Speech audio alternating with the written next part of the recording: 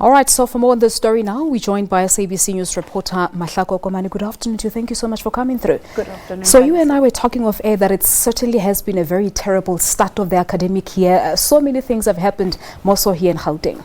Yes, definitely, Balis. I mean, if we do a head count, at the top of my head, it's 3 learners. It's the Soboko family, the Panyaza family, and now the Jansen family in Dugutolo, in Germiston.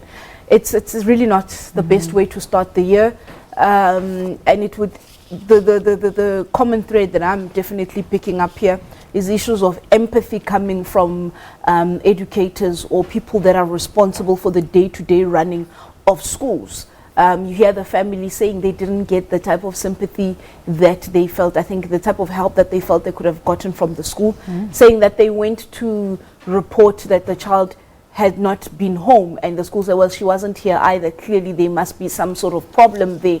And I mean, also when you also look at the other cases as well that we've done over the past 2 weeks as well, the Panyaza family also expressing their displeasure with how the school handled their case and them not getting answers. And you also go to the Soboko family as well, there as well, answers seemingly not coming through. But a very unfortunate, incident that happened to the Jansen family. I mean, Palis, I just really need to add this. We went to the site where her body was found, Laticia's body was found. You know, the grass literally, when I'm standing, is up to my chest area. That child is petite in structure. When you look at her pictures, no way of really being seen there, that whatever may happen there. But also when you hear the issue that she was then left by the scholar transport that is provided by the Department of Education in the province.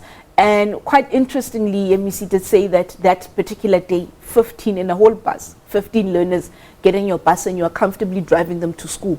Where are the rest of your learners? Empathy seeming to be a thing that's not there. We had the MEC really talking firm against that school transport. So he's taken a decision.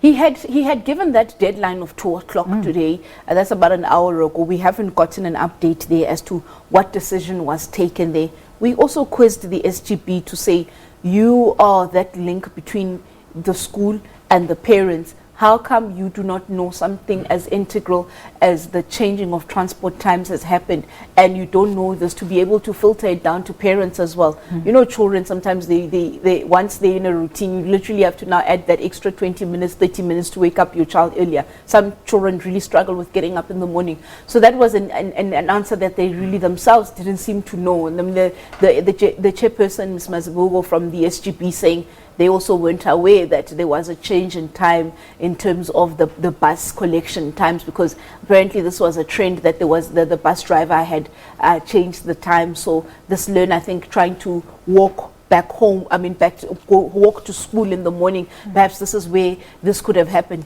But definitely we're relying on police to try and help us piece that puzzle together and tell us what exactly happened to this child.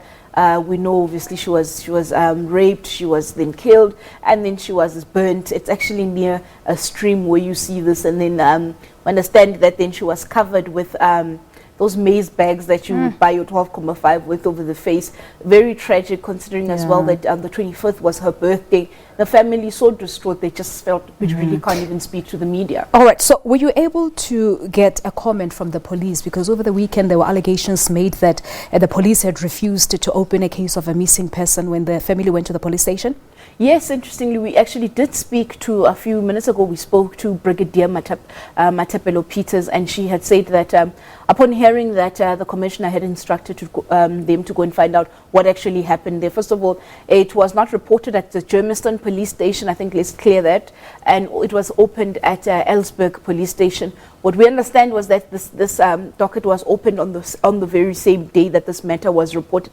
What I suspect here might have taken place was that issue of the picture, because once there's a missing person case, I suppose they want to get the picture out there to ask, you know, the different networks that the police services would have in terms of trying to locate this child. But in the interim, I think when this case was being opened, and you know those processes, then the family went back into the community and mobilized the community. And they also have, I saw 3 dogs there in the family yard. They went, and I think that's when the search party eventually found the young lady there near that stream there in Elsburg. But really, really quite, I think, a sad story to have to find your child in that particular state. Yeah. I think, but also saw today that learners at the school are also receiving counseling as well.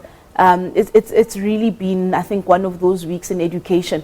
But, you know, outside of the killings that have happened and the drownings, and it's also quite a hectic time for the department, because we understand that there's a school that are sitting at the department's offices where they are demanding there's issues of infrastructure. We covered that extensively last year, that there really is an issue with infrastructure. I think MEC Lesufi had also said that he had been given permission to go to private sector to try and raise funds to try and help with the issue of infrastructure.